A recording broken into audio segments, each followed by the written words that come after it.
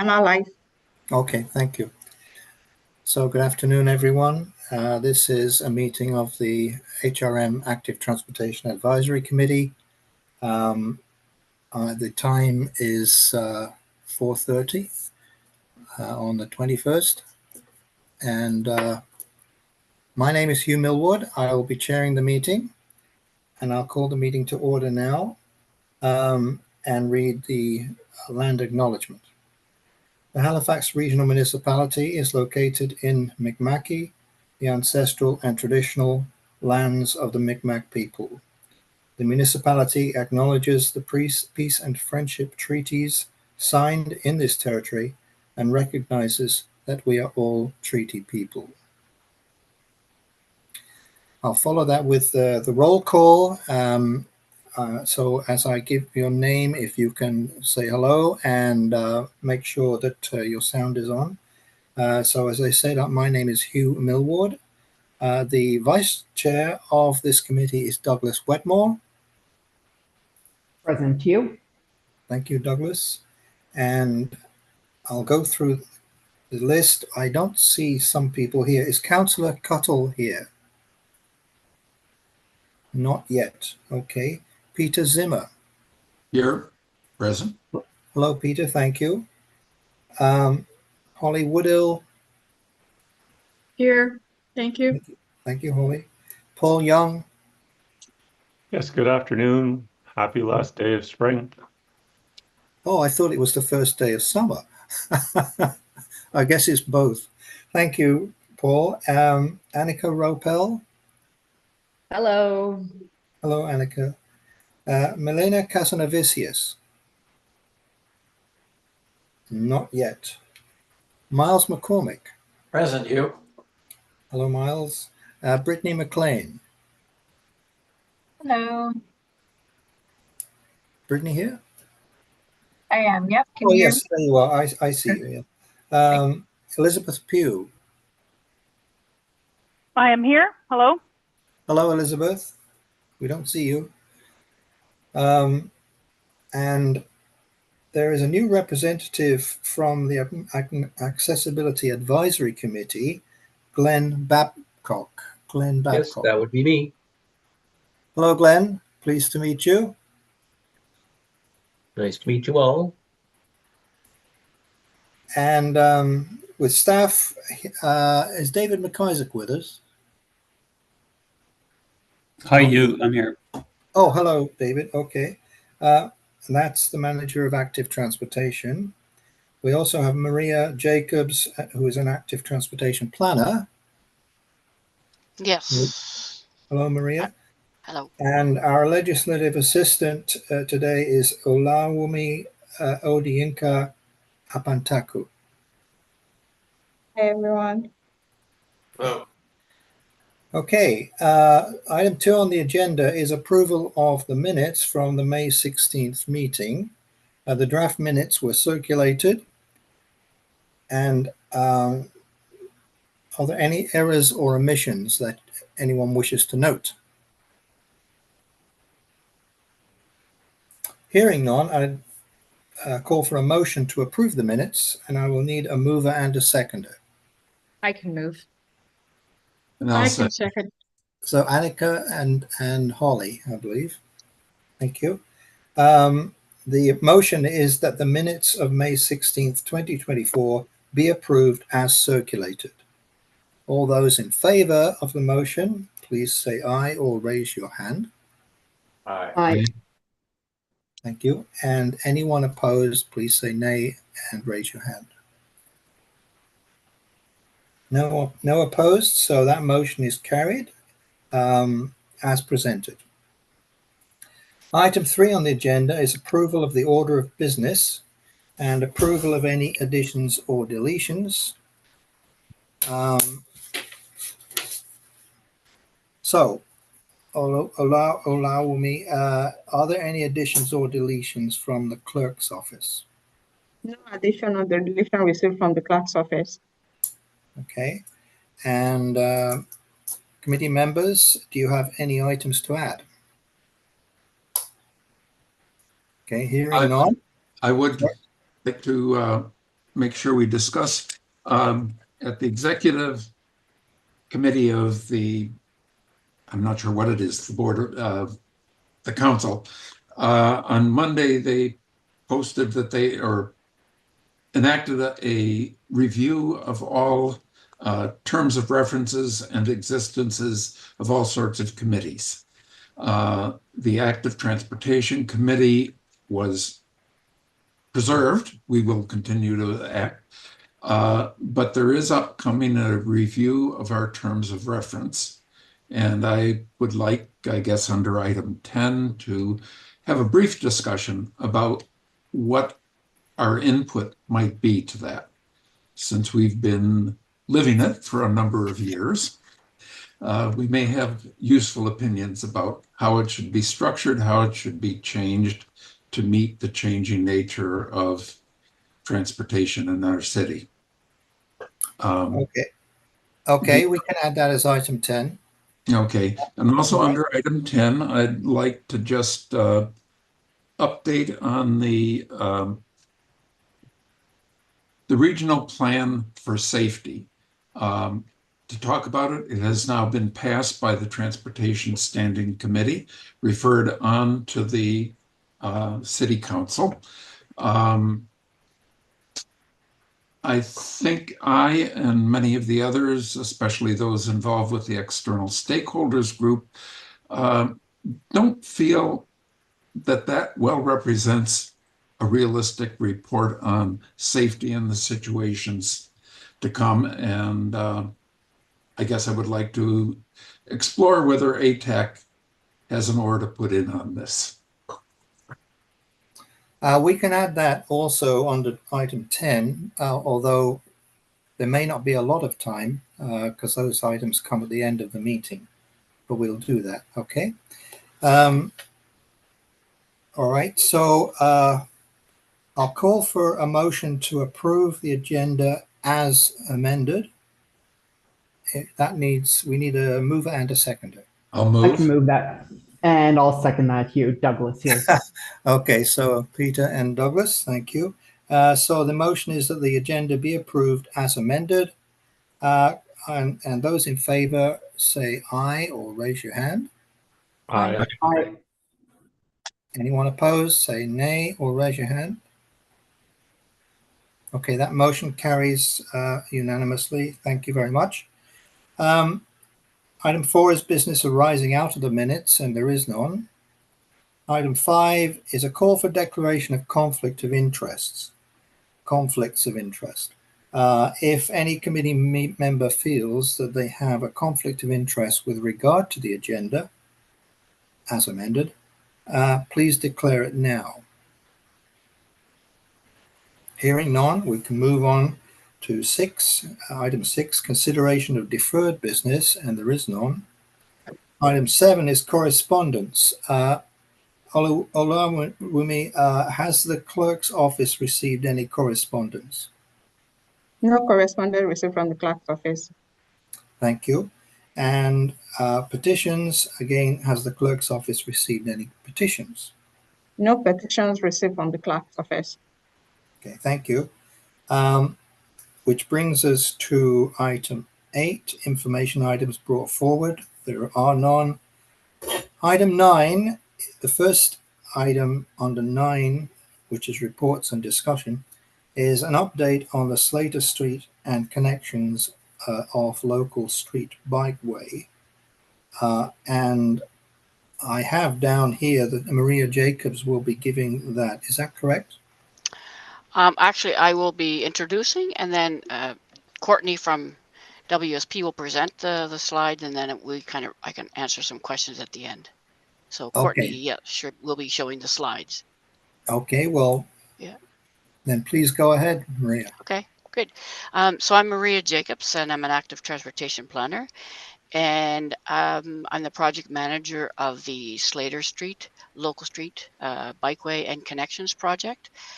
And this project, probably a couple years ago, we hired some consultants, the WSP consultants, to look at some concepts for this corridor. And essentially, the corridor is from Ochterlony in downtown Dartmouth. Not sure how familiar you, the people on the panel, are with the Dartmouth area, but from Ochterlony up the hill to Slater to Thistle, and then along Slater Street, which is a quiet residential street, and it hooks up, goes through Woodland, and then to Aldbrough Lake Road, and eventually it should connect into the Dartmouth North bikeway connections that were approved already.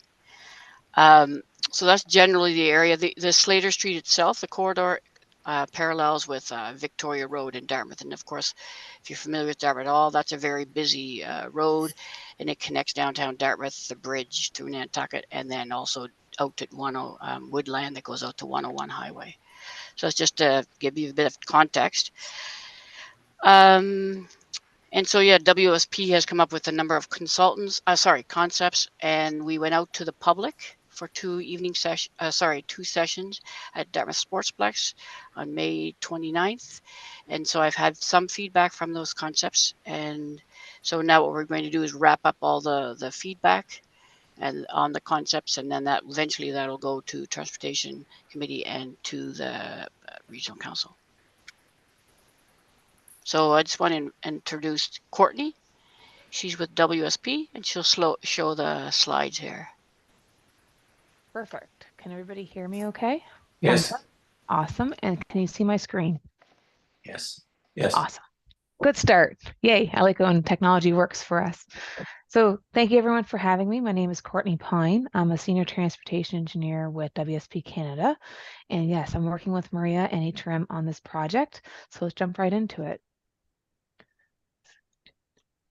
So what's the goals here today? So we're looking at providing an overview of the project for those that are attending this session. We're going to review the work that's been completed to date. We're going to take a peek at some of the intersection concept options we've pulled together and discuss some of the public feedback that we've been able to pull together as the online survey is still currently open, as well as we'll the ATAC here to provide feedbacks and comments on the revised intersection concepts. So as Maria mentioned there, the objective of this project for the Slater Local Street Bikeway is to connect north, south, and west bikeway network connections all together to provide an all ages and abilities, so AAA facility, between the north, central, and downtown Dartmouth within the regional center. So it's a nice long sentence for us, but mainly what this image is showing here, I'm just going to zoom us in so we can see nice and big. We have Slater Street here in the center. It's our blue corridor, or our study corridor in this case here. And then we have a connection to the north that crosses Aldbrough Lake Road and up to Victoria Road there that will connect to a future project that HRM is also working on. We looked at some west connection opportunities, which gets us across Victoria Road down to Nantucket Avenue, which is right by the bridge terminal, and connection into the McDonald Bridge bikeway facility on Wise. And we also looked at a southern connection. So how can we get across Thistle, maybe use Pine Street to get down to Ochterlony? So this is what we're going to be focusing on today and looking at some options there to look to see how can we implement a local street bikeway in this corridor. So Maria mentioned that we've been working on this for a couple of years. Of course, sometimes projects take a little bit longer than planned, but initially we kicked off the project, we gathered a lot of data, and we pulled that together to get us some preliminary conceptual options. At that time, it was recognized that some of the data that was utilized or provided, it was a little bit on the older side. So it was kind of pre-COVID. We wanted to capture some post-COVID information. So WSP worked with HRM to complete some change orders, so some scope change of work. And through that, we were able to collect some new traffic data, which included pedestrians and cyclist volumes. I believe it was done in September 2023. So therefore, it's post-COVID. We have some good fall weather, so people are out and about. So we took all the information, we revised our concepts based on that information, and then we went to the public. So of course we are, as Maria mentioned, is we did two public open house sessions, an afternoon and an evening session. There's an online survey that's been open since then on May 29th, and I believe it's closing tomorrow. And then, of course, we had the Accessibility Advisory Committee presentation on Monday. So, Glenn, you might be hearing the same thing twice. And then also, we're here at the ATAC today to present this. So, our next steps is we're going to take all the information that we received to date through the technical committee, through the public engagement, through advisory committees such as yourselves and pull it all together in something called a What We Heard report. And this report will go through review by Maria and the ATHRM team. And then once it's been finalized, it'll be posted on the Shape Your City website. While that's being done, we're going to be evaluating the concepts and pulling together our preferred option that we want to bring to something called functional design, which is a 30% design. And that's where we're going to wrap up this project. So we'll pull together our functional plan report and then pass it over to HRM to hopefully get passed by council and then maybe see something built in the next couple of years. So I had mentioned that we completed some data collection along the corridor, and we went back and did some more data collection to see what are the most recent numbers showing us. And we recognized that there's a couple spots that we had some higher volumes than we want to see for a local street bikeway based on the administrative order for local street bikeways and HRM. So what that was showing us is that we may require some traffic diversion measures to help get those volumes down. I should note that there already are speed tables along Slater Street in multiple locations, as well as a lot of four-way stops. So the speed was recognizing quite okay along the corridor, but we're still getting that little bit of shortcutting that we're seeing kind of to parallel Victoria Road that we wanted to bring down to more of a local street bikeway level. So we did focus on 10 traffic study intersections because, as I mentioned, we do have some diversion concepts that I'll be showing you here in a minute. We wanted to see what are those impacts for traffic and for other local neighbors that are trying to get back to their homes. So with diversion measures, that might change your pattern on how you get to and from your home. So there might be turning restrictions, there might be directional closures. There are already some signed time restrictions, so like no left turn between 4 to 6 p.m., for example, on some of these corridors. So we wanted to see what the impact was based on the two different diversion concepts we pulled together. So as you can see, we have some intersections on Woodlawn, so 1 and 6. We have 6, 7, 8, 9 on Slater. Victoria Road, we have 5 intersections that we pulled together there, and then a third there on Thistle. So what are these concepts? So starting at the northern section, so that area where it's like the top of Slater, essentially, Albor Lake Road and Victoria Road. So what could that look like? So I'm just going to zoom us in. So to the top of the page, if you can follow my hand, that there is a proposed bidirectional bicycle facility right here, parallel to this little side road that's going on between Victoria Road and the side road here. This project here would be extended to connect to a proposed facility to the north that HRM is working on as a separate project. So these cyclists here would then blend with pedestrians in this orientation. I'm going to call it the top of Albor Lake Road as a multi-use pathway. So therefore, pedestrians, anybody that's walking, rolling, or cycling, are all together in the same space on an asphalt surface. And then we'll get them over to Slater Street here, where we split the cyclists and we get them onto the local street bikeway on Slater, and pedestrians have a crossing there to get towards the sidewalk. So the application here for Slater Street is a local street bikeway utilizing sharrows and that type of facility here. So no designated cycle lanes, more so sharing their space there with vehicle users. So that's the northern piece. Jumping into our main corridor here, which is the Slater Street component. So we went all the way from Albor Lake Road, we crossed Woodland, and then we come down all the way to Thistle.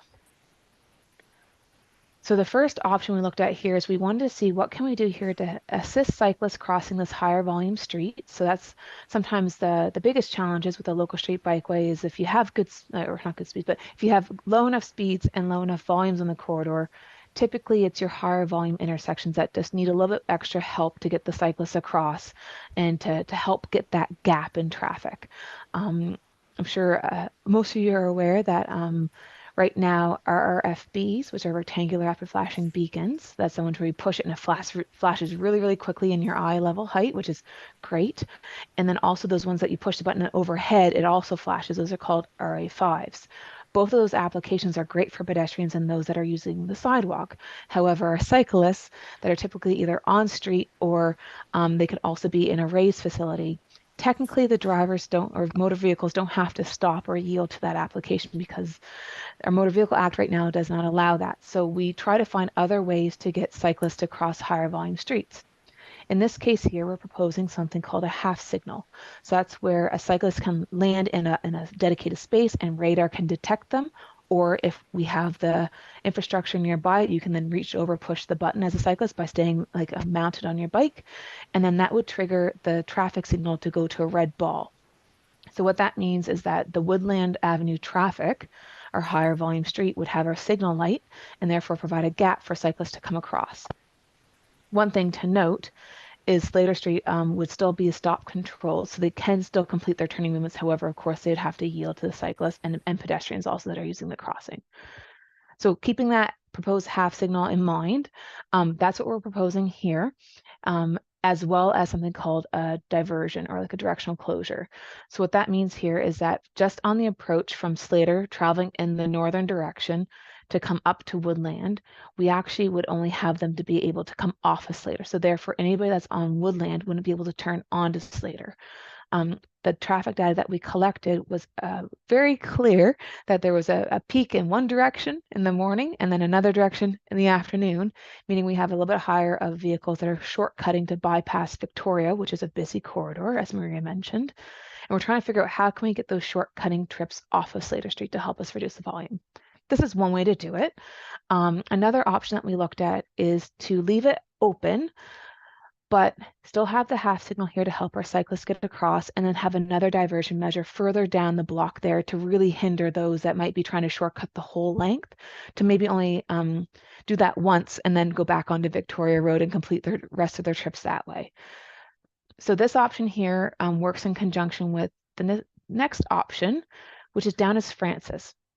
So this option here, as you can see, it's a little bit more restrictive to the neighborhood. So Francis is still a local street as well. However, Slater Street here comes across. But what we've done, or suggested anyways, is that those that are on Slater have to turn right onto Francis. So you can't make a left and you can't make a through, as well as those that are on Francis can't turn onto Slater, and those that are on Slater can't continue onto Slater. So it's another way of doing a directional closure, and also stop those that are continuing through on Slater if we kept the Woodland intersection as is today with some extra enhancements there for cyclists. So this is another way to kind of like do like a mid-block diversion to really get those people off the corridor, but not restrict those local residents as much. So here's another option. What we see here is that the local street bicyclists would then just kind of veer a little bit to the left here and then kind of line up for a crossing, as this intersection is slightly skewed. So it's not like a nice clean four-leg intersection. We are a little skewed. So we'll take that advantage of it and we'll put the cyclists here in a bidirectional crossing and then come across. So that is another option we looked at. So that was our Slater corridor. Down at our southern end, which is Pine Street, we do recognize it's an extremely steep street. For those that may have had a chance to go through it, we have heard from the public as well as the AAC that it is a very steep corridor. So we are looking at other opportunities too to see is there any other options out there for us. At this time, what we wanted to look at and focus on was what can we do at the Slater Thistle and Thistle Pine combo intersection to see what can we do to reduce the shortcutting trips to get that volume down, as well as what facility can we put in place for now to get our cyclists along this local street bikeway. So in this case here, Slater Street is at the top right portion. So you'd be coming down as a vehicle and you'd only be able to exit off Slater. You can't turn onto Slater from Thistle. And there'd be the same thing over here on Pine. So you'd be coming up Pine, so in the northern direction, you could turn on to Thistle, but from Thistle, you can't turn on to Pine. So again, it's that stopping that shortcutting of people coming through, however, still allowing access from the residents onto Thistle Street. Utilizing that space is we put our cyclists up raised to have a dedicated kind of combined crossing, or at least parallel crossing here with our pedestrian users, sidewalk users with an RRFB application. Again, there's kind of that little bit of a dismount and walk type of thing with your bike for now. Hopefully it changes.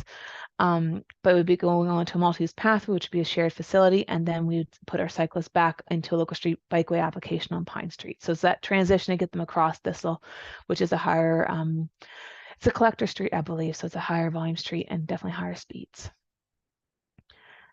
So at the bottom of Pine Street, how do we get onto Ochterlony? We're just recommending some precast concrete barriers here to narrow the street there slightly, just to assist with our cyclists kind of being able to take the lane. And then of course, this would blend in their typical direction, whether they want to go left or right onto Ochterlony, or they can continue straight. and just kind of continue on their way as this was our project extents on the southern side. Over to the west connection, this one here is different dashes on purpose. So what you're seeing here is a little bit of a longer dash, which is focusing on School Street and connection across at the signalized intersection, which I'll show you in a second. And then there's another option we looked at here, which focuses on Gladstone Avenue.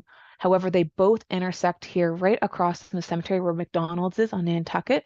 And then it's the same style facility coming down the hill. So that's kind of what we want to show, like here's an option 1, option 2, and then they have the same option at a certain point. So that first option we're going to look at is the one that's at the signalized intersection. There's a lot going on here. So Nantucket at Victorian School is a signalized intersection today. I'm sure a fair few of us have traveled through this location, and we have quite a large channelized right turn here that a lot of people kind of pick up some speed as they're coming through here, and it is quite a high volume of left turns here from Nantucket coming from the bridge onto Victoria. So it is a busy intersection. So we wanted to see what can we do here as an option to get our cyclists that are on Slater Street up School Street. And what we looked at is like, what can we do is a precast curbs. So that's those kind of concrete curbs that you might see in a parking lot kind of installed there on the road with the green flexible bollards.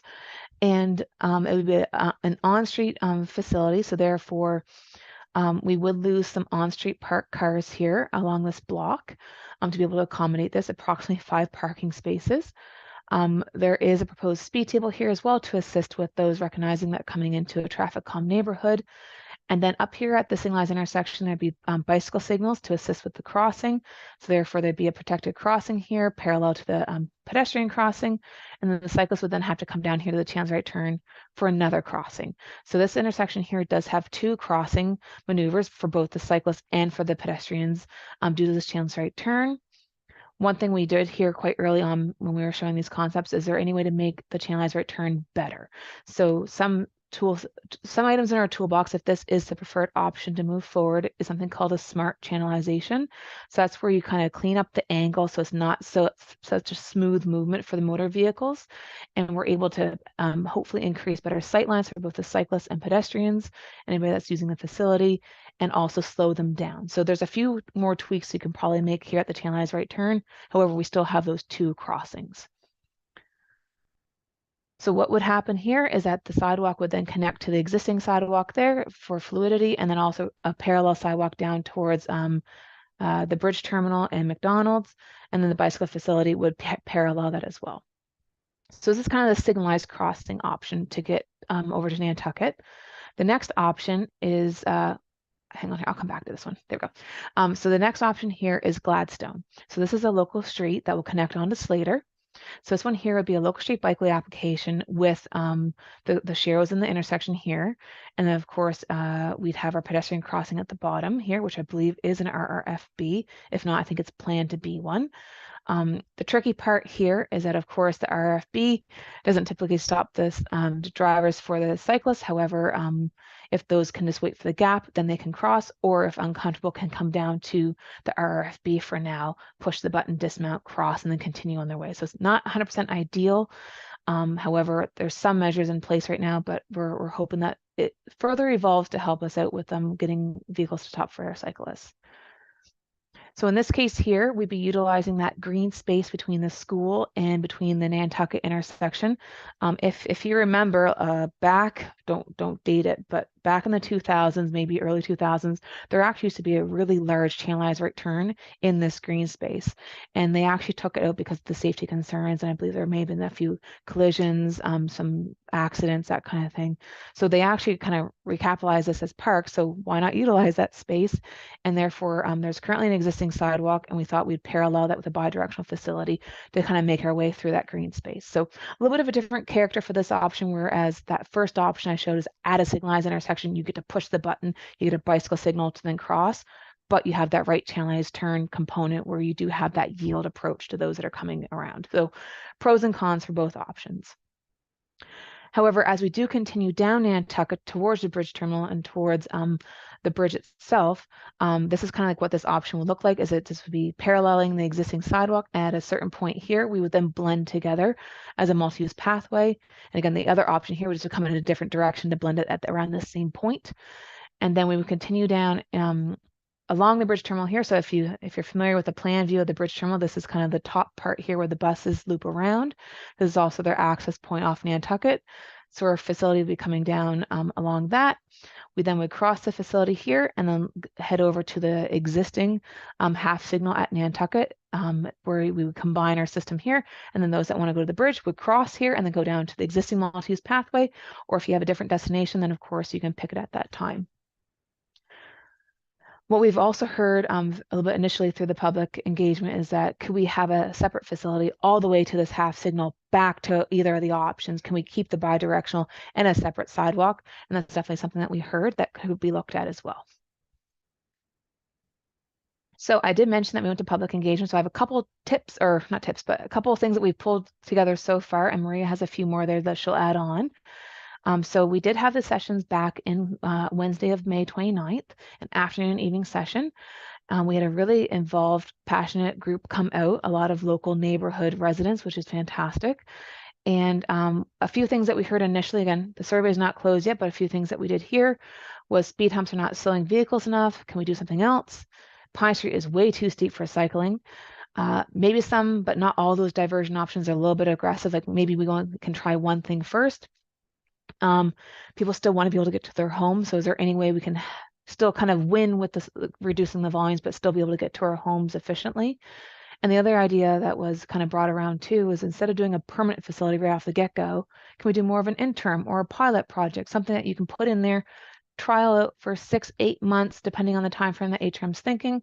And is there a way maybe to kind of, go through that and then tweak it as needed? Or if it doesn't work, take it back out and put that facility somewhere else. Cider Street currently has some tactical options that are out there right now, and tactile. I always say that word wrong. Apologies. And they're the precast curves with the flexible bollards. So that's a good way to kind of try some things out. So I've got a few more slides here, and then Maria can give you an update on what she's seen so far from the survey. So as I mentioned previously, we're gathering all the information right now. We're going to complete that What We Heard report. It'll be posted on Sheep River City website.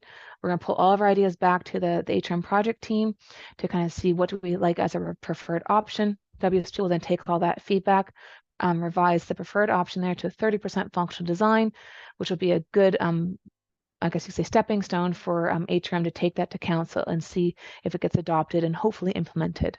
So that's my presentation. But Maria, did you have anything to add on the public engagement before we get questions?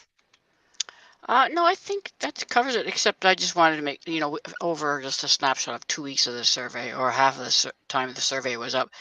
The majority of people said that Albro Lake, they were okay with that. And there was a kind of 50-50 with the diversion versus the traffic only. And then some, about a third didn't like any option. Mm-hmm. There seemed to be more support for the Gladstone option intersection. Okay. Majority were against the Francis diversion, and of course Pine Street was way too steep, and there's some alternative suggestions. And then there's other people who say, why are we wasting our money? It's expensive. And then it goes all the way to allowing parking just on one side of the road because the street is too narrow. It is for all of this. So it's a real mix of comments that we've had so far, but like tomorrow will be the end of the survey, and then we'll have a much better picture of what we've heard. I've also noticed that just today, in the last couple of days, I've had quite a few responses. There's about 150, 55 yesterday, so now it looks like there's closer to 200 responses for the survey, which is good. That's good turnout. Yeah. Great. Well, that concludes everything we have on our end. Questions, thoughts, comments? Thank you, Maria and Courtney. Yes, we'll go through the speaking list. I just want to remind the committee members that you can speak for 5 minutes the first time you speak on an agenda item, and followed, once we've gone through the first round, by a further 3 minutes if you have any further questions or comments. So I'll just call on people's names to see whether you have questions or comments. Miles McCormick. Thank you very much, Courtney. This is my neighborhood that I grew up in and lived a long time there. For me, I agree with regards to the use of Gladstone, in particular with that part that the parkland that's next to Dartmouth High School. I think my biggest concern, well, I shouldn't say concern, is I like the idea of piloting or trial. And in particular, I'm concerned about what's happening at the bottom of Nantucket with the development that's starting and also other development in that area. So I guess for me, having spent a lot of my life in that area there, traffic calming is important. A lot of people going through the neighborhood to get to the bridge. But my main concern would be now, and as we move down the road with what's going on at the bottom down by the Sportsplex and Dartmouth Shopping Center. So well done, and I'll leave it at that. Great, thank you, Miles. Okay, thank you, Miles. Brittany McLean. Brittany? Thanks. I have a few just comments. Thanks, Courtney, for the presentation. It was really clear, so thanks for that. A couple different questions. Comments. I do kind of like the Gladstone Street option here. My only concern is that you'd be sitting on your bike waiting for cars to stop, which probably won't happen, especially if we're looking at diverting traffic onto Victoria. So that's kind of a concern for me. But otherwise, same as Miles, I love the idea of using that existing parkland to have that bidirectional bikeway. Going down by the McDonald's there where it turns into a multi-use path, I just have some concerns because I feel like when you're going down that hill, you're using a decent amount of speed. And I just feel like conflicts with other users on that path might be a problem. So if it is something that HRM wants to look into, to like looking at a bidirectional and then an additional sidewalk, that would be preferable. I cycle in this area quite a bit. So I just think like the speed going down, it wouldn't be an issue going up, but the speed going down would be something. What else did I have? I think that was mostly it. My only other concern, and this probably wouldn't be in the scope of this project, is if we are diverting some of that cut through traffic down onto Victoria Road, there's an intersection at Victoria and Thistle Street where there've been fatalities in the past.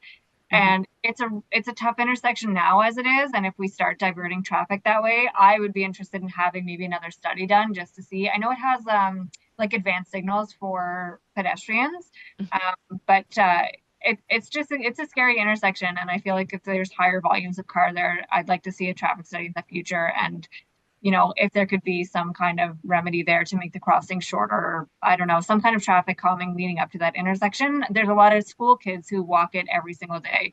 I mean, you have a junior high school, and then you have Dartmouth High as well. And those are heavily used intersections.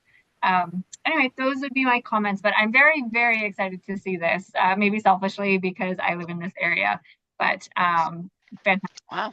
Very happy. We've heard a lot of people say that they've lived in this area. Yeah, Yeah, it's pretty awesome heavily. place to Popular. live. Yeah. Great, thank you, Brittany. Okay. Okay, thank you, Brittany. Elizabeth Pugh. Elizabeth? Hey, hi, Courtney.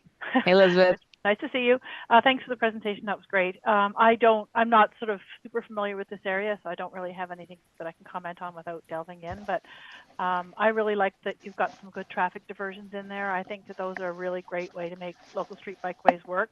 I know it's inconvenient for neighbors or people who live in the area, but they get used to it so quickly. And I truly think it's the only way to make them work. You see the local street bikeways and some of the ones in Halifax, and I just don't see how that can possibly be considered AAA, because people are just driving them like they always did. So anyway, good luck with it, and thanks. Great, thank you, Elizabeth. Thanks. Okay, thank you. Glenn Babcock. Sorry. Do you have any comments or questions? Well, as Courtney mentioned, I have seen this presentation before, although It's never the same twice, Glenn. there's a lot in it, and I was actually happy to see it a second time. So I have never lived in that neighborhood. To be honest, I haven't ridden a bicycle in Halifax since I went to Dell. And as someone who's legally blind, I'm usually afraid to ride a bicycle in the city. So I have not really tried out any of the bike paths currently in Halifax, but I will now, especially now that I'm on the accessibility committee and this committee. So I feel like I need to learn more about it. I do really appreciate all of the options, but it's hard for me to imagine what the bike paths are going to look like since I haven't ridden them yet. For me, it would be about the visibility of signage, making sure that there's a lot of twists and turns to get through this path, which intersection to go to, which side of the street to cross on, that kind of thing. So I do have some questions, I guess, about how visible the signage is going to be. I can't comment too much on the traffic patterns. As a non-driver, I could say, who cares? But I think my wife wouldn't like that so much.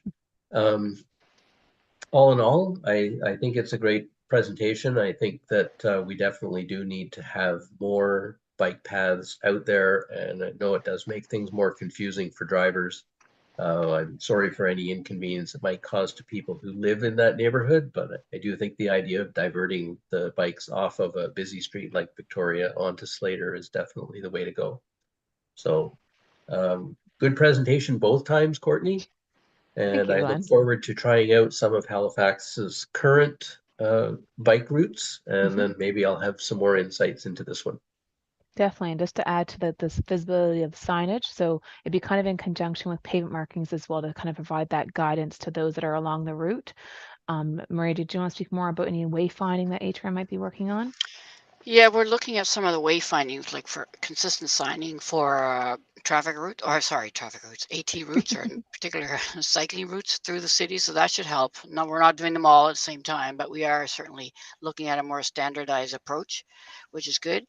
The other thing I wanted to say about signage was someone mentioned that, there's you can't turn into Slater at a certain time between 7 and 9. But that their sign is located in the wrong place, and it should be also again on Slater Street or something like that. So yeah, there are certainly things that we can look at for signage and just make it sure that people understand what's coming up ahead of them.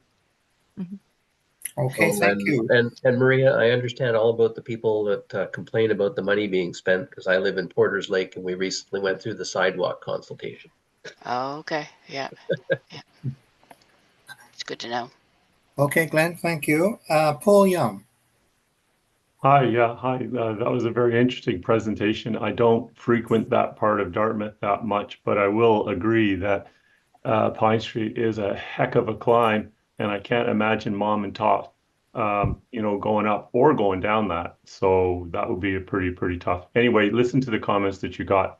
I want to step back a second. I don't have any issue.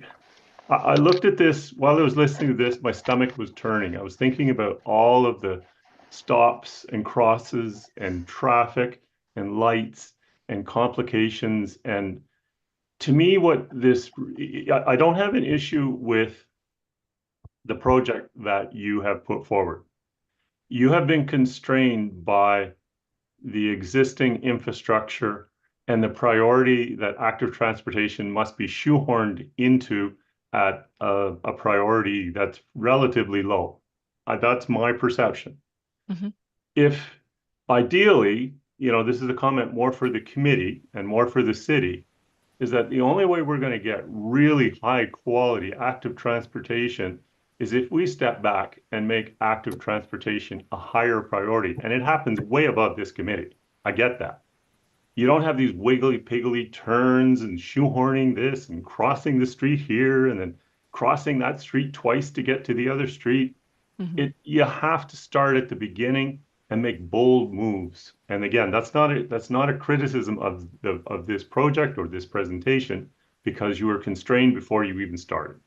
This is a comment that I have made a few times on this committee that really needs to be escalated. If we want to go anywhere and make a big difference, we have to make big strokes and change the priority. And I'll stop right there. So thank you. It was a good presentation. I appreciate your feedback. Okay, Paul, Yeah, thank you. sorry, that's interesting you say about because there was a lot of kickback from residents living in the area that they didn't want. They see very few cyclists going through that neighborhood, and why are we doing it? And then they wanted stats to prove, that there were very few. And there are, if you look at it, generally it's a pretty limited number of cyclists that use it right now. But I think if it becomes more popular, and it also links to other facilities within the city, and you have signage and that, I think you'd see a lot more cyclists using it for sure. Yeah, and I guess if you build it, they will come. At least that's our hope. We hope. Councillor Cottle, did Councillor Cottle join us? No, I guess not. Okay, so let's move on to Annika Ropel. Great. Yes, thank you for the presentation. Lots of work and consideration, and I certainly understand that there's probably some community pushback and an understanding that, yeah, if you don't have connected facilities, people don't use them. I'm gonna echo Paul's comments. I really, really struggle with these off major road corridors because, and I live right off of Agricola, and we already see it that every single intersection becomes a hazard. And we're putting people into, like, cyclists into these stopping, starting things instead of considering them as a viable means of transportation. So, like, really, I think that the AT facility should be on Victoria Road. I recognize also, like Paul, that was not what you were asked to do here, but I think that this is a gross oversight, and centering the movement of cars, particularly, and I get that this is probably going to move forward, that crossing on Woodland and Slater is terrifying. And I don't care how many flashing lights you have, but you're going to have people coming around the corner and making a right turn off of Victoria Road, and we know people accelerate after a turn. And so what is the likelihood that someone's coming around the corner and they're not going to see those flashing lights? Particularly when we're diverting more traffic onto that road and people are going to be frustrated. So I just see that as such a huge hazard of having pedestrians and cyclists trying to navigate that area. Yeah, that is my big red flag. And kind of a similar concern then there with Gladstone, where you have folks crossing that road without an actual light. So that's another kind of major concern for me. I think too, this piece of, like, build it and they will come. I think that once there is facilities here, we're going to see so many more cyclists and pedestrians choosing AT through these areas. And I wonder what that's going to do, particularly if you have flashing lights. And I'm thinking again about these high traffic things of cars getting frustrated and choosing to ignore those flashing lights because there's too many cyclists and it's inconvenient, and then they're not getting through. And so, yeah, I just have some really strong concerns about people, or cyclists and pedestrians crossing roads directly beside these high volume traffic areas where people are rushing to get from point A to point B. So yeah, I think that's all my points. Again, I know that that's not your thing, but I do think, for the record, that I think the AT facility should be on Victoria Road and not on side streets. You're not the first person to mention that. Okay, thank you, Annika. I appreciate that. Douglas Wetmore. Sorry, I had to find my unmute button. Let me try and cram as much as I can into 5 minutes. So don't live in the area, but I occasionally do ride through this area. So I'll go through some of the points one by one. Starting with where it starts off on Albro Lake Road. Not thrilled about the small segment of multi-use pathway there. I'd like to see something a little bit separated from the from the regular sidewalk there. And I say that hopefully Milena's watching, because I'm sure that's what she would be screaming right now. I am. He's here. Yeah. Oh, perfect. Sorry to steal your thunder there, Milena. Go ahead.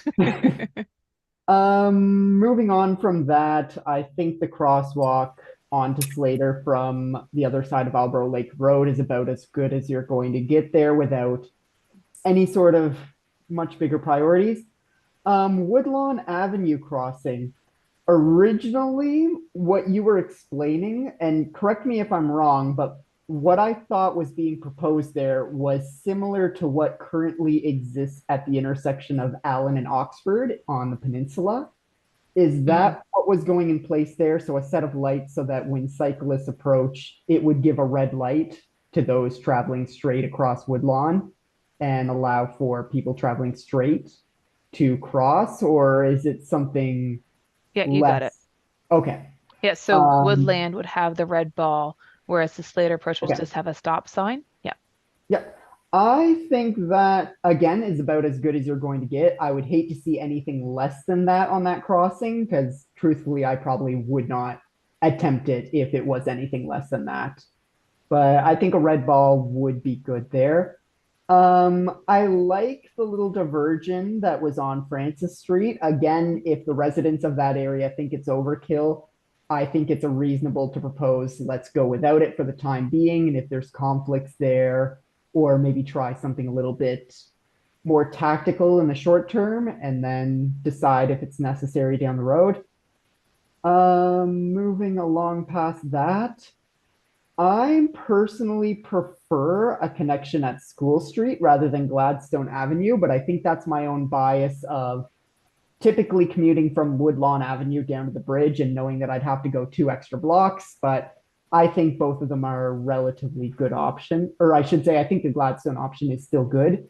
Again, gonna echo some concerns about crossing Victoria Road there. Part of me would almost like to see another red ball there where cyclists approaching Gladstone or that intersection of Gladstone can press a button, get a perfect red ball, stop traffic on Victoria Road and cross. I think that would also be beneficial for all the high school and elementary school students in that area as well.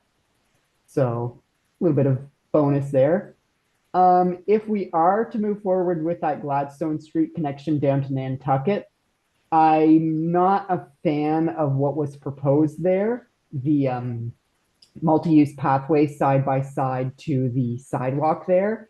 Coming from someone who frequently rides the South Park bike lane between Sackville and Spring Garden Road, what is a sidewalk and what is the bike lane is merely a suggestion to most pedestrians, and that's not a call out to pedestrians, that's a call out to the design of it.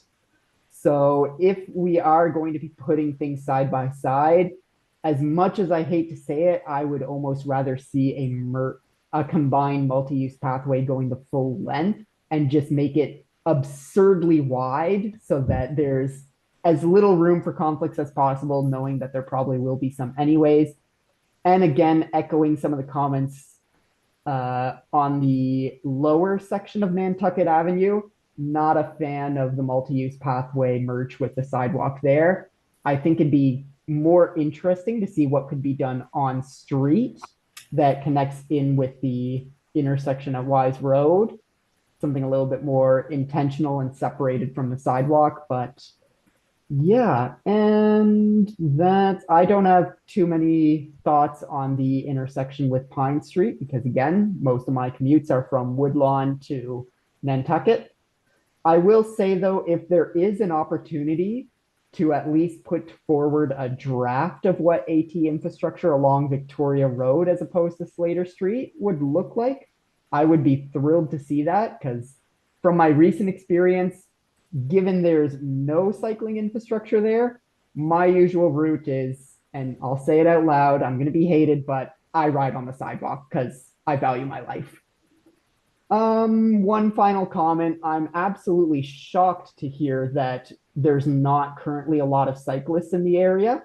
Sure, there's absolutely no infrastructure. Victoria Road is a heavy traffic road and Slater Street is currently used as a bypass for traffic, but I would have thought that plenty of cyclists would enjoy riding that dangerous street, but I echo everyone's comments that once we build something, there's going to be plenty more use tenfold there. So I'm not worried about low current cycling activity there whatsoever. You've had That's 6 all for me. minutes, Douglas. Sorry, you've Sorry, had 6 Hugh. minutes. That's the end Well, of it. can you conclude now? Can you wind it up? That was the conclusion. Okay, thank you. I appreciate that. All right, Holly Woodill. Holly? There we go. I'd like to echo a great deal of what has been previously said, so that cuts the time down quite a bit. I am a big fan of those overhead lights for pedestrians and bicycles. I love them. I wish I could see more of them, both as a driver and a pedestrian. I never did ride my bike in this area because of those steep hills. I wasn't suicidal. And in the beginning, the pedestrian crossings and bicycle crossings onto the greenway sort of part separation. I love them, but those diagrams had me a tad confused in the beginning, and you made it clearer with this presentation than when I was at the other meetings. But other than that, it's a really tough situation to be dealing with. I would prefer there was room to put it on Victoria Road instead of Slater. Yeah, I think that's the names of the road.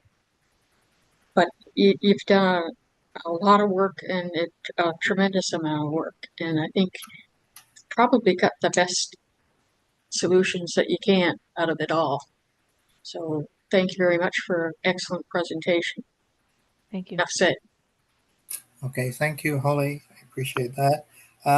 Did Milena Casanavicius join us? I am here, Mr. Chair. Hello, Milena. Hello. Sorry for signing in late.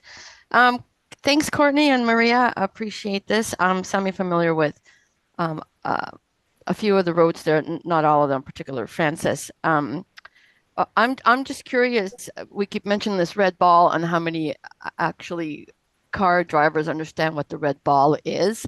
We're putting safety measures in for cyclists, but I wonder if drivers actually understand and know what that means. I'd like to see some evaluative process. More so, I'd like to see education, which to this day, Courtney, you've been great. We've talked numerous times. We need to educate the driver so we can put all this stuff in, but are the drivers going to know? Second, I'm not going to yell about the multi-use paths anymore. Douglas, thank you. I've done enough yelling, particularly last Friday, with concerns of the Almond Street bike lane, what is going to happen at the intersection of Roby and Almond. And I will go back to asking Courtney and Maria, how many raised bike lanes in any of this potential bike lanes will be going as raised bike lanes across intersections? So first point, so when I say red ball, that is a traffic signal. So that's where you get the red, amber, green. So I hope all driver users know what the traffic signal is. The fact that they might not be compliant, of course, that might be another issue that it might just be people are just getting frustrated, of course, with everything that's kind of happening. But yeah, definitely, I hope that the traffic signal is stopping people appropriately, because of course that'd be a traffic violation. So cross our fingers there. But of course, education is always a good way to kind of remind those that may have forgotten on how to approach intersections. The second part there of so just to clarify, Melina, do you mean like almost like a speed table going across the intersection, or do you mean like on the approach the cyclists are raised to then cross? So I will say publicly, and because it's for the blind and partially sighted, and we have already said that raised bike lanes at sidewalk level must have, number one, a solid grass line or a solid divider, so those of us using white canes or guide dogs can identify, and not a waffle stamp into the ground. It doesn't work. Wise Road is a complete and utter and dangerous mess. Sackville, which I've said before, Sackville and South Park is a complete and utter mess at the crosswalk because the raised bike lanes go across them. And now at Roby and Almond, it's going to be the same infrastructure on the southwest side. And what ends up happening there, and I know people are going to have a hard time understanding, the Twizzies, the tactile domes at the end of a curb are to indicate you're entering a dangerous area, crosswalk, street. So now there's 3 Twizzies happening at these raised crosswalk bike lanes. One indicates, the dome indicates that you're at the end of the sidewalk. The second one indicates that you've crossed the bike lane that's raised, all at the same level. And then the third one indicates that you're doing that push out, you know, because we want to make a shorter crossing. In the end, what it does is send people who are blind or partially sighted. There's 1,700 to 2,000 of us on the peninsula alone. I keep repeating this, but I feel at this point we're almost verging on a human rights issue here. I'm not against the bike lanes. We all know this. I have my own tandem bike. Nobody lets me ride in the front, but right. So now we're in these 3 tactile indicators and have no idea where to go or what to do. There is no consistency.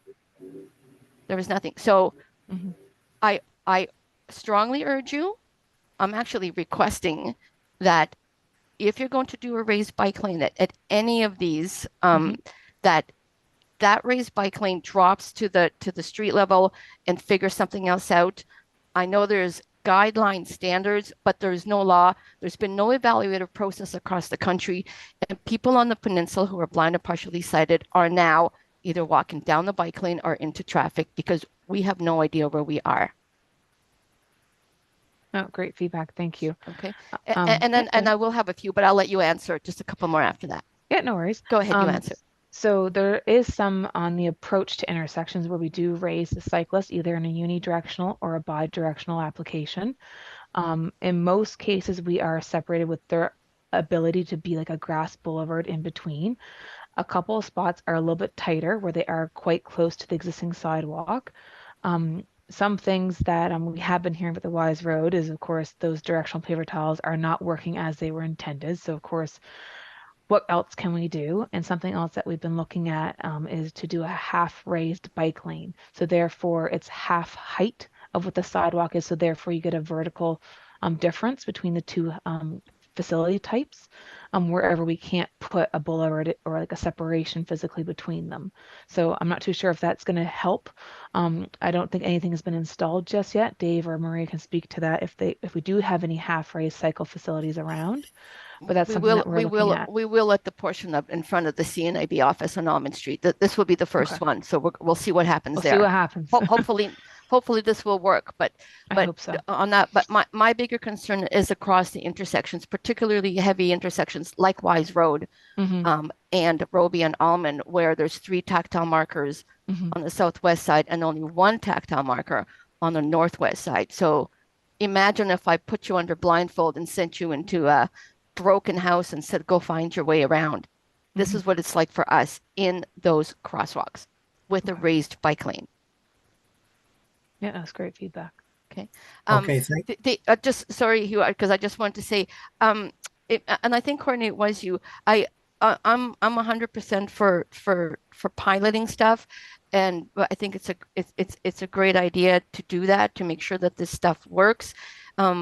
Last but not least, please start, because what I'm finding with HRM, we're putting in these bike lanes and we're doing the surveys and the questionnaires, public opinion prior, but nobody's doing the follow-up afterwards. Are people actually liking this? Is what the infrastructure going in working for all users? Okay, and last but not least, before anything goes, when you decide on the final design, do a walkthrough. I think it was with you, Courtney, that we did this at one point, because when I brought some of the other HRM teams to do a walkthrough, and I put them under blindfold because I'm blind myself, they get it. You can draw all the drafts you want, but you don't get it until you walk it. Yep. I'm smiling. End of thought. I'm glad. Thank you. Okay. Thank you, Milena. Now we have Peter Zimmer. Hi, thank you. Thank you from Paul on through. Great feedback. We got to go up levels and down levels. It takes a wider view. I think the mandate for this solution is saying, oh, we got this kind of sore point. We're going to put a Band-Aid on it. And that should fix it. Okay. And we don't know if it will really fix it. And it's not part of a larger, longer term vision. Just one quick kind of technical note on your charts that you showed, Courtney. Good presentation, but I don't live in Dartmouth. I haven't cycled in Dartmouth. The changing frameworks really left me very confused about where the hell were we talking about? How did one come after the other? And I was thinking, you've got that left margin in your slide. If there was a kind of a view that actually showed a piece of Dartmouth that somebody who lives in Halifax might recognize and might understand, just drop a little rectangle that shows where your slide is showing on top of a standardized Dartmouth view on the left. So we get that, somebody who doesn't know the territory can get a sense of what we're talking about and where the separate slides are. Great feedback. Okay. The other piece I want to ask about, or say I didn't see covered, is I'm very aware in Halifax that there are increasing numbers of people using micromobility. They're using e-scooters, they're using e-bikes, they are using disability scooters, and the world is filling up with these things. I mean, these are hugely popular devices, and it's going to change the nature of our traffic. Okay, and I'm concerned that if you're just designing in terms of capacities of people who are that if you ignore the people who are using small, low-powered, completely open to the world vehicles, you're going to be missing out on what's going to happen in the next 5 to 10 years. And you will see, you'll be behind the curve on that. The other question I've got is, well, what if somehow we got the province and or the city to make some really big changes, like reducing all speed limits and really emphasizing buses? The problem is not cyclists on the street. It's too damn many cars on the street going too fast. And they are the ones who are killing and injuring, whether it's serious or not, I don't care.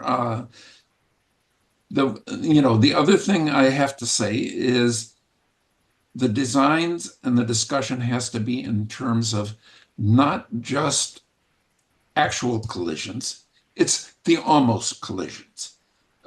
Malena, I know you're very aware. The frightening thing is nearly being hit.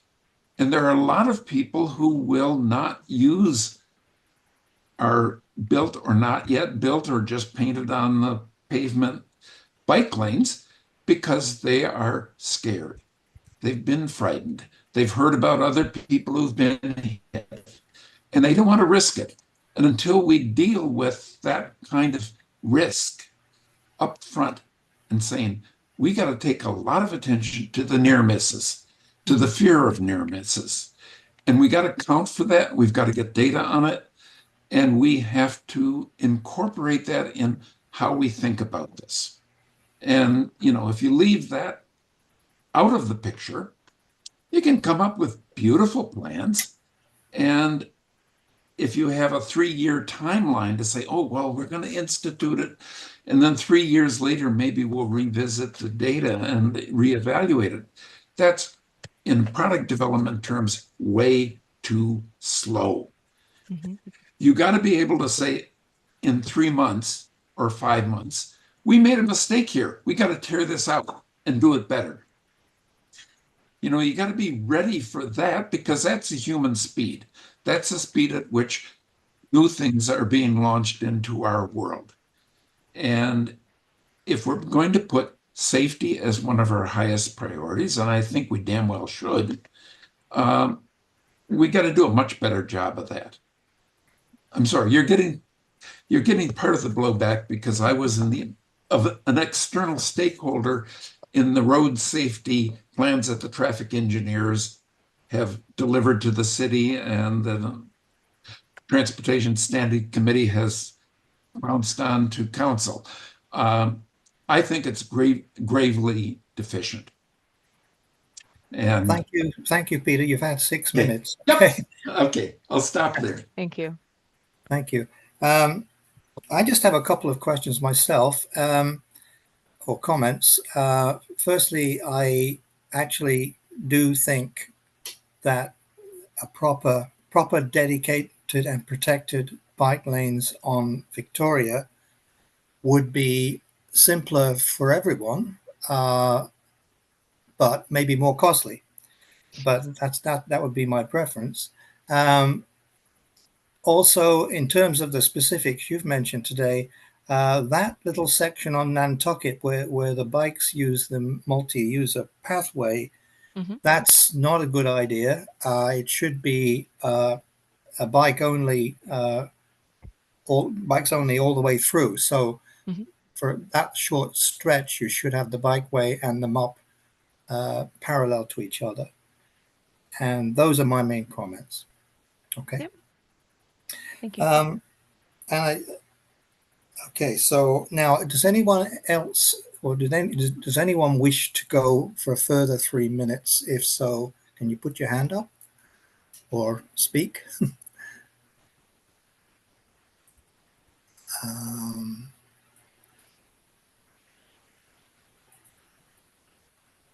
Okay, Milena, I see your hand up, so go ahead.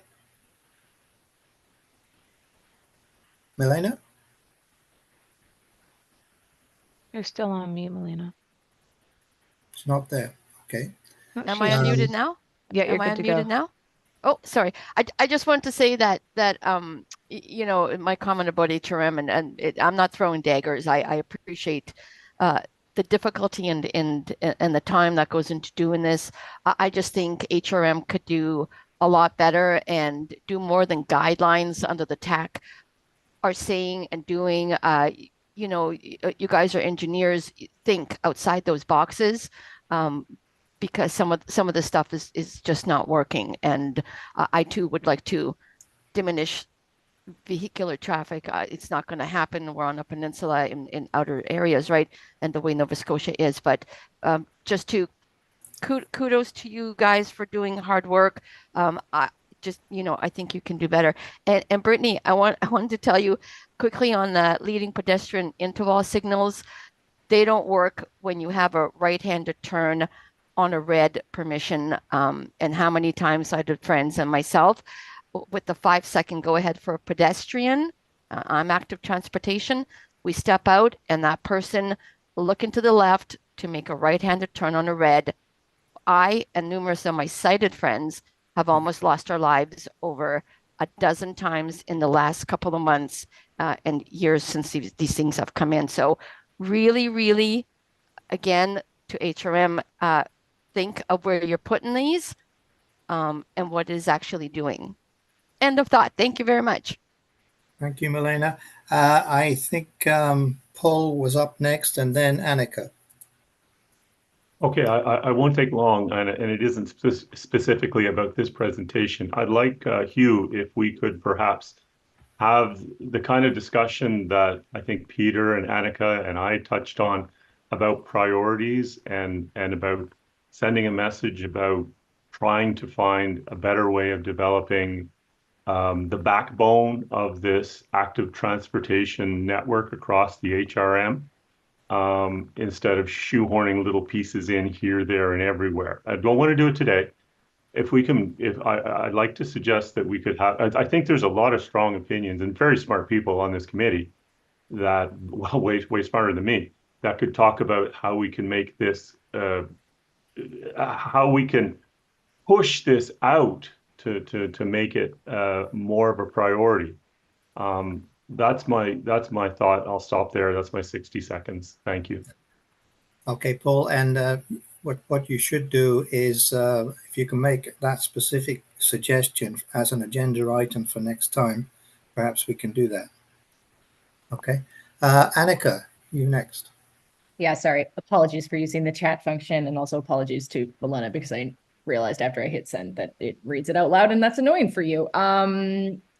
Yes, I just wanted to verbally share, encourage folks, if you've never had a chance to go on Milena's Jane walks or a guided blind walk, that I would highly recommend. It is very illuminating, and that is, I know many people here have probably had the privilege, but just also to any members of the public who might be watching, it's for lack of a better word, an eye-opening experience. Okay, thank you. So I think we'll move on to our next item. I want to thank the presenter again and Maria, and hopefully some of our suggestions can be seriously considered and incorporated. Thank you very much. Yes, thank you. Thanks. Thank That was you. great feedback. So our next item is the active transportation update given by David McIsaac. David? Hi. Am I blurry to everybody? You are blurry to me. I'm not sure if, yeah, I'm not sure I'm going to be able to do any better than that. Something's wrong with my camera. Or it's just like overheated or something like that. Well, I guess I got a list of like 15 things here, so it's a bit of a scatter shot of stuff that's happening across the municipality. But I'll go through it and then answer any other questions that folks might have. So projects in Lower Sackville to extend the Sackville Greenway. It's between Sackville Drive and Old Sackville Road. We're working on land acquisition there now and hoping to build that facility next year to extend the very popular Sackville Greenway. We have 2 new segments of sidewalk on St. Margaret's Bay Road tendered, hopefully to go in. One is near the Monroeville subdivision, kind of in Beachville there, and another segment on St. Margaret's Bay Road out at oh my God, Fitzgerald's grocery store, and Beechwood, I think. And that's the final section on St. Margaret's Bay Road that doesn't have sidewalk on at least one side. Also, as part of that project, we're improving, I think, and making a little bit safer connection or the crossing of St. Margaret's Bay Road of the BLT trail, which is part of the Rum Runners Trail.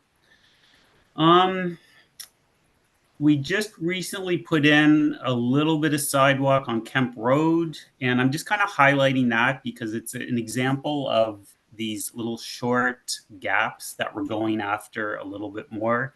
So if you were to cross Commissioner Street at Kemp Road in the past and you wanted to go to McDonald's, you had a nice wear path, but now there is a little bit of sidewalk there. So trying to do a little bit more of those custom jobs around. And just to tell the committee, if there are places around that you see that, you know, just like 30 more meters or 10 more meters of sidewalk and it would make a neat connection, please send those in to me because we're trying to be a little more proactive on those.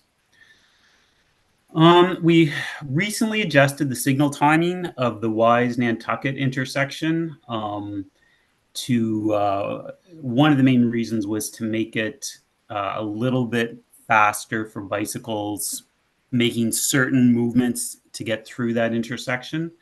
Kind of the story there is that that project was being built just at the same time that the province approved bike signals. So we kind of had to move very quickly and do the best we could with the equipment that we had at the time and even the information that we had. So it's been a few years and it's been, you know, a few adjustments, but I think we're getting a little closer to to the right kind of configuration. I mean, it's a busy intersection for everybody, so you're gonna have to wait pretty much no matter who you are there. There's one more that we're trying to get fixed to cross the slip lane at the northwest corner, the Cash Money corner, I call it. We're trying to kind of work with an old signal box there and get a little bit more capacity to extend the green time for pedestrians and bicyclists. Another example of a project that we are supporting and that I assume is going great because I haven't heard anything from Ecology Action Center and Wonderneath is I think it's our third, maybe our fourth year of supporting their work to do community-based bike education, promotion, celebration in 5 or 6 HRM communities. So if you see them out or looking for something fun to do, check out where they are with their equipment. The East Preston Greenway is just about to get awarded. We had the tender come back in. It's going to be expensive, more expensive than we thought, but we've been looking under the couch cushions and such this past week, and we're going to be able to do it. So hoping to see shovels in the ground there in the next month or so. Just an update on the rural sidewalk program. We're just kind of working internally right now on the options that we'll bring to council. We did our big public engagement this winter. We asked questions of the public, basically, do you want a sidewalk? If you want a sidewalk, are you willing to pay an area rate for it? And what should the boundary be? And got lots of good feedback, got very different pictures depending on the community we were in, and trying to develop some advice and recommendations to council to take to them this summer on that. Maria, one of the other projects that Maria's got is expanding wayfinding for active transportation and specifically bicycling. So we're working with Upland, and we are close to finishing a plan for. We had a pilot project, and now basically kind of institutionalizing that and spreading it out. So the plan will be done this year, and we will hopefully start implementing it this year, but implementation will be a couple of years. A few more here. So Maria, the dynamic duo of Maria and Courtney will be back in action doing public engagement on July 17th and 22nd. Looking at bike and transit facilities on Alderney Drive and connecting up to Wise and Thistle. So I think that's pretty much confirmed, and a super important project and a super complicated project. Okay, David. Thank you.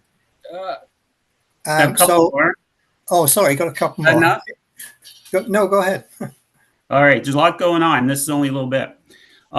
Council last week, or council actually earlier this week, approved our recommendation on building active transportation infrastructure across Highway 101 at exit 2. So that's the Beaverbank exit. It is a place where there's been fatalities. There is no safe or legal place to cross there. And we are going to write a letter to the province asking them to fund most of it. And subject to that, if we get that funding, it's something we'll be working on in the next few years. We've had a couple of really good meetings and collaborations lately with TransCanada Trails. They've done some interesting work out on the Eastern Shore. We've been talking to them, and they've been kind of working with us on connections in Fall River and Lower Sackville, and then also some of the facilities through the middle of the city. So I just wanted to highlight that just because it's been helpful, and want to give those folks some acknowledgement for the work that they're doing to kind of help us with some of these really challenging gaps. So the other thing at council it was at executive committee this week that a new committee structure was approved. It's going to go to council. I think Peter, someone referenced it. ATAC was one of the committees in the review that was deemed still useful, still relevant, and one that we want to keep. There were some suggested terms of reference changes there, kind of keeping it more general than specific, but we can have a look at that and talk about that more if you want. And also, if you are walking on streets like Maynard and Creighton and Northwood, or bicycling, you'll see some beautiful artwork that was developed using HM's art program, working with community residents, with some funding from the Mike Bloomberg Foundation. And I don't know, I just like those kind of projects because they kind of link making the street beautiful and safer and involving the community. And the paint's super fresh now, so this is the time to see it because it will fade. It always fades. But anyway, happy with that project. I could talk about a lot more, and there might be some questions. So maybe I'll just leave. I'll stop now, and folks can ask me about that or anything else that's going on right now. Okay, thank you, David. We are beginning to run a bit late with time, and I want to make sure we get through the agenda. So if people have comments or questions for David, perhaps you can just put your hand up right now. I see Douglas has his hand up, so why don't you go ahead, Douglas? Yep, don't worry, it's quick this time. Thrilled to hear that the 101 crossing is moving forward. And just maybe a keep in mind idea, it would be really nice to see some improvements made to the intersection of Old Sackville Road, Downsview Drive, and Walker Avenue, where the main sidewalk to Downsview Plaza and the bus terminal, and where I assume probably the crossing might take place. That's kind of a pretty rough intersection, and I think anything that we could do to prioritize walking or any forms of AT through there would be thrilled, but I'll save that a wish list for another day. Thank you. Okay, I know what you mean, and I know it's the opposite of welcoming and comfortable for pedestrians at that location. The recommendations, however, that we put forward don't really go down that far, so tackling that will have to be part of another project. Okay, thank you, Douglas. I don't see anyone else's hand up, but I have a question for David. With regard to the Portland Street Corridor study, that's I think in its second round of public input, and there are some significant active transportation proposals. By far the most significant, I think, is a completely new pedestrian and cycle walkway pathway over Highway 111, the circumferential. But there are a lot of other proposals, and I don't know if I'm hoping that at some point soon this committee will have a chance to look at the proposals. There are two main options for each section of Portland Street. David, will that be coming to the committee? So I'm not sure. It's the type of thing that I think fits with what we typically would bring. This is not our group's project. It's being delivered by the Transportation Planning Group, by Mike Connors' group. But, you know, if you want them to come and talk about active transportation, I think you should, I mean, I can ask them, but I can, just basically say the committee's interested. So I could leave it at that, or it could be a little more official. It's up to you. Well, I definitely feel it should come to this committee because there are dedicated bikeways, there are sidewalk widenings, there are all kinds of active transportation aspects to the plan. So I don't know whether. Let me see. How about I'll ask first, and I'm sure that they will say yes, and maybe we'll just kind of handle it informally that way. And remind me next time if you don't hear between now and the next meeting, I guess. Okay, thank you. That sounds good. I don't see anyone else's hand up, so I think this is the point where we would move forward to item 9.2.1, the Ecology Action Center summer update. and Simone Mutabazi will be making a presentation, I believe. Is that correct, Annika?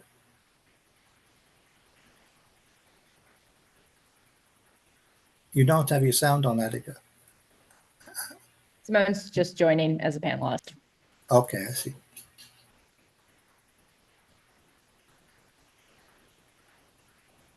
Hi, folks. Hello, Simone.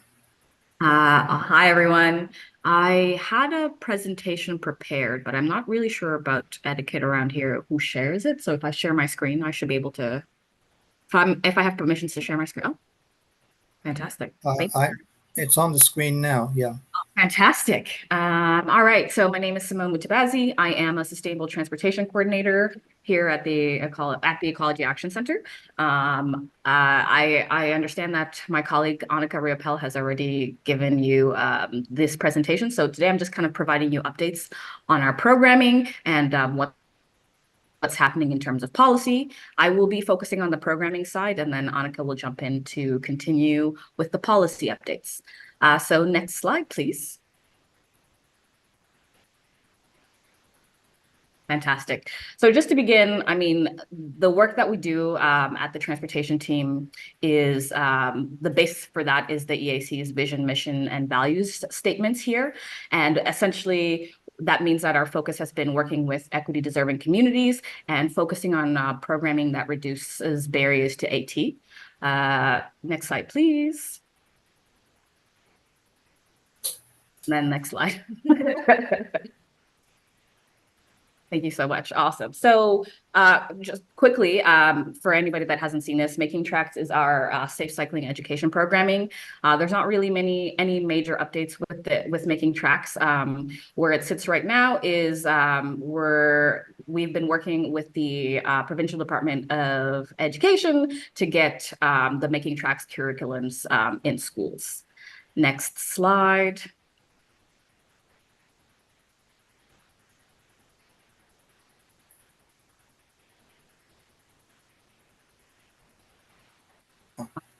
So our online safe cycling videos are available on our website. Currently, we have them translated to English, French, and Arabic, and we're looking to actually expand and have some more translations in some other languages, especially since, you know, the HRM has been growing. Next slide. And so really quick, for those that don't know, Welcoming Wheels is our newcomer cycling programming. It's it's divided into two parts. We have Bike Buddies, which is the next slide, please. Bike Buddies is a program that pairs newcomers with experienced cyclers called mentors, and they go on a bunch of rides throughout the summer together. And that's essentially to support newcomers in being able to use AT to get around, get comfortable with the rules of the road. So with that program, our first cohort started a few weeks ago. Our second cohort is coming up in July and August, and then our third will happen in the fall. Our program officer is actually currently looking for more mentors in the areas of Bedford, Fairview, and Dartmouth. We've got a lot of newcomers there, but we don't quite have enough mentors to be part of the program. And then next slide. Our Earn a Bike program continues to be really popular. There's quite high demand for it. We take in about 4 cohorts a month.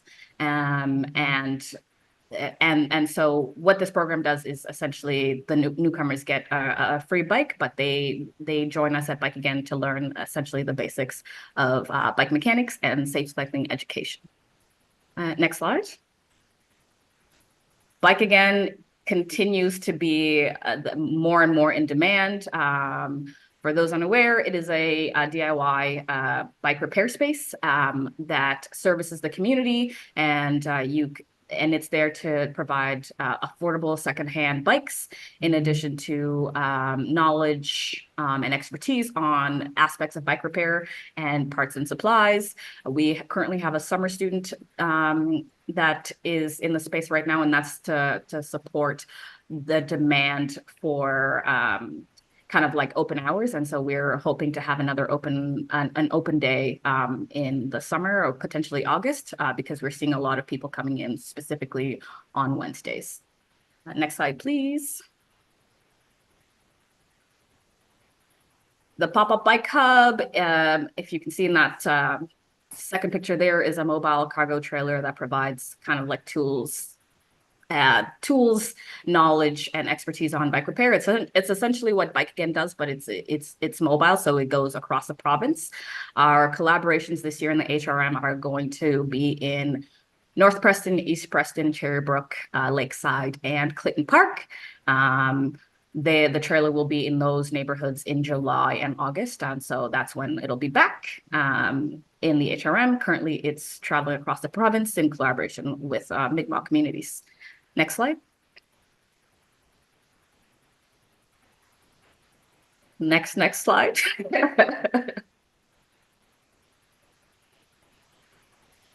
Next slide, Krista.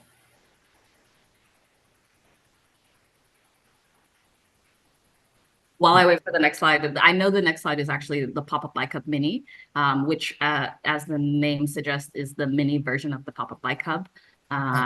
It essentially does the same thing as the Pop-Up Bike Hub, with its focus being on partnering with HRM communities. And so this year, the Mini is continuing its collaboration with the Wonderneath Art Bikers. So it's a beautiful troupe of art-based programming and also bike repair programming with the Wonderneath Art Bikers, as I mentioned.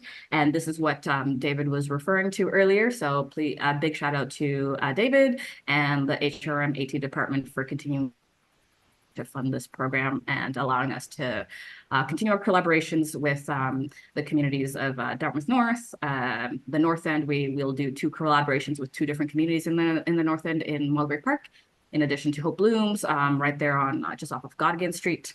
Additionally, we'll be doing collaborations in Spryfield, specifically in the Greystone area, and also in Fairview around St. Andrews Community Center. So the reason for these communities being chosen is based on also demonstrated demand and need. So that programming starts up in July in earnest.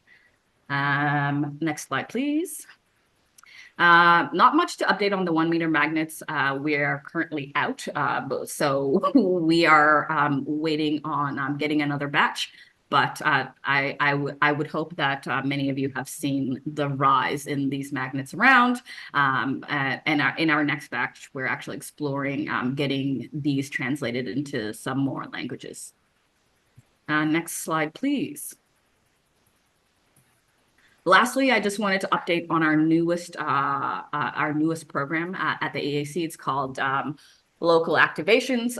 So we did a pilot of this last fall in Spryfield, where we did several engagements on active transportation. It was called Let's Walk, Roll and Ride Spryfield. We did various engagements around cycling, walking, and in addition to that, we collaborated with a lot of local community organizations. Currently, we're finalizing the report, and so we're finalizing the report, but we worked quite a lot with HCC and Walk and Roll. And so this project is going to be a part of a series of projects that's working with communities across the province, where we do these engagement sessions, and then based off what we hear, we identify, develop, and then deliver small scale interventions that support, promote active transportation. So it obviously, like, in the meantime, while we wait for infrastructure to come in, there are projects that we can do as identified by the communities that support getting around their communities safely. And next slide. And this is where I pass it off to Annika. Okay. Perfect. And if you go. Can't tell, Simone and I are sitting beside each other because I have air conditioning. So thanks, Simone. Again, policy work, we're still waiting on that provincial active transportation strategy. So next slide here, but I feel like most people are familiar with these being what the province is committed to. That provincial strategy is already late, and we're definitely working alongside with others to really push for funding to actually achieve the goals that they've set out. Next slide. Hopefully folks are familiar with Ben's beautiful maps. This is how we are monitoring the province's progress on this. So we have 3 different maps that show AT plans, proposed infrastructure, and implementation status. I'm sure most folks on this committee are aware of how long these processes take, but it's really good to actually be able to see where things are on their journey to completion. Next slide, please. Folks aren't familiar with our Atlantic Active Alliance. This is a shared resource page. It's got a lot of different toolkits and links as well. If you have any neighbors who are adamant that bikes don't pay taxes, we have a bunch of myth busting things that are very handy. Next slide, please. Really excited this happened today, which is we have formally sent a letter to the Public Works requesting that they amend the Motor Vehicle Act and the Traffic Safety Act to allow municipal traffic authorities to set speed limits below 50 kilometers an hour. We've had a lot of internal conversations, both with staff and with deputy ministers and ministers, who have verbally said that they are supportive of this. And so now we shall see. And I remain cautiously optimistic because it's the only way to go to bed in the morning. Next slide, please. So yes, these are our current things. The reason we're kind of pushing for this right now is that we definitely know that the allegedly there's progress being made on getting the internal mechanism set up so that we can have photo radar for red lights and speed. And it would be really cool if we could have another tool in our toolkit, which would be lowering speed limits drastically in communities across Nova Scotia. Next slide, please. That's next slides, please. Again, national work moves at a glacial pace. So we are working with Equiterre and with the Environmental Defense to create regulations for gas and EV in terms of vehicle size and weight. Next slide. Transit, we just got a bunch of, or we continue to work with on a national level of trying to ask for an increased demand for operating funding so that we can have drivers, and working with the union to ensure that that we are retaining drivers as well. Next slide, please. Actually, that's everything. Okay, thank you, Annika and Simone. And again, because we're rather pressed for time, let's just, if you have comments or questions for either Simone or Annika, can you put your hand up? You can also call us or email us at any time. Happy to set up a meeting. Okay, let's just see. Looks like no one has their hand up. So we will actually, I do have one question. You're talking about your policy advocacy with the province. Has the issue of right turns on red been addressed or at least broached? Because personally, I think it's dangerous, particularly for pedestrians, as Milena says, but for everyone concerned, it's a really should be outlawed across the province. Any chance of that? I'm testing the waters right now with how this request is going to go, and if we get a little crack or a little fingers through the door there, I am happy to get a list of things that we'd like to see amended. So we were trying to keep it very simple for this first one, and so we'll see what happens. Okay, thank you. Milena, I see you have your hand up. Yeah, thank you, Hugh. Just on that one, what I have noticed on the no right-handed turn on the red is particularly the starting with the almond bike lane, Almond Street bike lane, sorry, taught, and the right turn to get onto Windsor Street off of Almond into the bike lane, that will now in fact have a no right on red. Even, you know, this is great. It protects the bicycles. However, it's a little annoying to those of us who are pedestrians, sighted or not, that it takes a bike lane. So hooray on that part and for the bike lane there. And just a quick question, Annika, can you repeat or send at least to me the myths about cyclists not paying taxes? Because that's absurd. If you could send me that link so I can read that. Happy to send you that link. And I'll share that with everyone else as well. Thank you. You guys do an excellent job. Thank you. Okay, thank you. So it looks like we've completed that item, and there were two added items that Peter Zimmer wanted added, and we only have 15 minutes. So Peter, I suggest you take one of them and work with that. Perhaps the terms of reference, or was it the safety report? I'll take on terms of reference. Okay. I was kind of astounded when I read our current terms of reference, which say we can only be dealing with people who are operating entirely human-powered mobility. Okay, you got to either be walking or you got to be pedaling a bicycle. And maybe there's space in there for a kick scooter that's actually a kick scooter. There is nothing in the terms of reference, you know, that allows us to look at the intersection with segways, with e-bikes, with e-kick scooters, with scooter shares, with, you know, there's a whole range of stuff that I think really should be in our bailiwick, which I think should be enlarged to say, we are concerned with the road users who are not in cars. That should be our mandate, to look at those issues. I would also like to see our mandate expanded so we can directly address questions to, say, the Department of Public Works maintenance people, to say, what about doing a proper job of clearing out the bus stops and the crosswalks? You know, I think our mandate, if we are speaking for the people not in cars who use our mobility commons, I think we should be, and I think we have been in bits and pieces.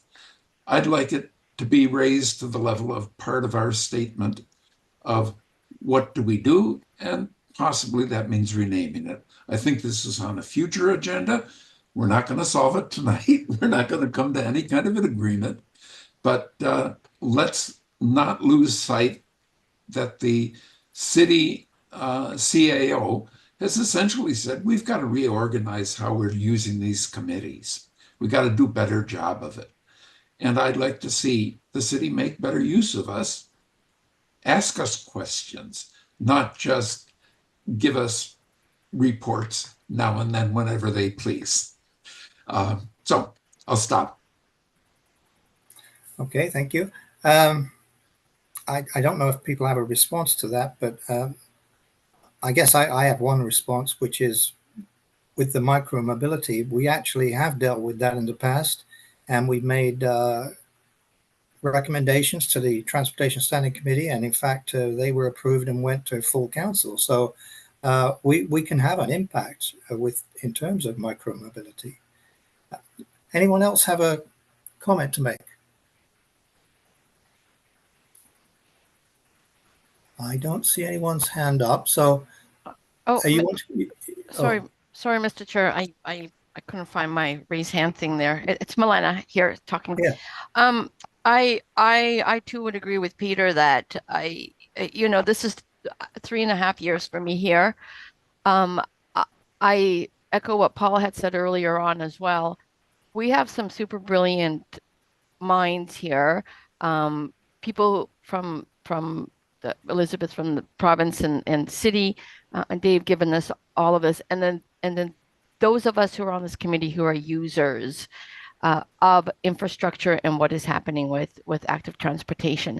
And part of me feels that we and I don't know, and I think we've discussed this before, that we are, you know, we need to be a little bit more stronger, or we need to, as Peter had mentioned, that we somehow get city council to be more involved, or I guess we'd have to write more letters rather than just listening, because sometimes, if not quite often, and Douglas may or may not agree with me, I feel we are giving our thoughts to the presentations and presenters, yet they go somewhere and nothing really happens. It is only my feeling and my opinion. I would be sad to leave at the end of my terms, but you know, I think this committee can do a lot more, and city council needs to engage us more as well. We are the users here. End of thought. Okay. Peter, you still have your hand up. Yeah, I'll just say we are the users, and we're the ones, when we're doing our preferred mode of mobility, who are most at risk. I don't recall any reports of a car driver being killed by being run into by a really fast jogger, or maybe somebody on a cycle. You know, doesn't happen. There, you know, it's who's at risk. Is it somebody in several thousand pounds of metal and plastic, able to go 150 kilometers an hour, and very likely to be speeding well above the limits? Or is it me on my bicycle, or me walking, or in recent months, hobbling, using a crutch because, anyway, you know, it's an imbalance that we, I think, are in a decent position to become even more public, that we raise this comes things where we can actually call into account some of the different departments, the different silos in the city. I'd love us to pull in here and say, okay, we want to hear from Metro Transit. What the hell are you doing about bus stops and appropriately citing them? And how are you going to interface with micromobility? All good topics. I think this would be a good brain trust to start on those. So yeah, I think we want to be sure that we're involved in the process of redefining publicly what our agenda is and what our mandate is. Okay, thank you. I see Annika's hand up. I think the other component there is also actually understanding our mechanisms of what we have power to do. And so it would be nice. I know there are documents, but I think documents are hard for the general population to dig through and understand. And so it would be also nice to see some education materials that are a little less dry than documents be provided by HRM for citizens on these committees. Of how to make motions, of how to ask for things in the correct manner for, oh my God, this is where my brain is melting out of my ears, but hopefully everyone understands what I'm trying to say. Okay, Annika. Yeah, I mean, it is important to note that under our current terms of reference, we are an advisory committee to the Transportation Standing Committee. And if we want to get anything done, we have to make a motion and to that committee, and then they will consider it. I don't think, even if we change the terms of reference with regard to micromobility, that would still be the way the committee would work. It's an advisory committee. On that point, though, perhaps the legislative assistants can inform us whether we will have any input to the terms of reference. Olawumi, are you there? Yes, I'm here. Or Krista Vining? Okay, I'm here. There are options available to the committee. Can you hear me? Okay, fine. A motion can be put on the floor and passed for the chair to write a letter to the Halifax Regional Council to provide a comment on the terms of reference. And also we can also have a motion for you to write a letter on behalf of Active Transportation Advisory Committee to the mayor, outlining the comments in respect of the terms of reference. And the third option is for each member to submit their submission as an individual to clerks at halifax.ca. So their comments will be sent to the clerk's office, but it won't be as a committee member, but as an individual. So that are the three options we have available. Okay, the two options available. That's for a motion. First is for a motion to be sent. That's you, the chair, to send the letter to the parent body, that's the Active Transportation Advisory Committee, or each member submit a submission to the clerk's office. Okay, thank you. So it seems like perhaps the best way forward is, if you have concerns about the current terms of reference, to submit those individual requests. Melena, I see your hands up again. Thank you, Hugh. I very highly respectfully disagree. We can all send in these letters. I think, and not today, obviously we don't have time, but maybe perhaps to move it forward, and maybe this, I'm making a motion to make a motion or to come up with the letter as an Active Transportation Advisory Committee. I just feel that when we're standing together and we write, through you, Mr. Chair, Hugh, that we make that much bigger, much grander than just writing on our own. People get, like in these surveys, everybody answers 200 people, but how much of that is being heard? And I'm willing to do that as an individual, as a taxpayer. But I really feel that the point of this committee to make it would be, I just think it would be more potent if we wrote it as a team. Okay, thank you. End of thought. Thank you. Yeah. And that's fine if we can agree on something.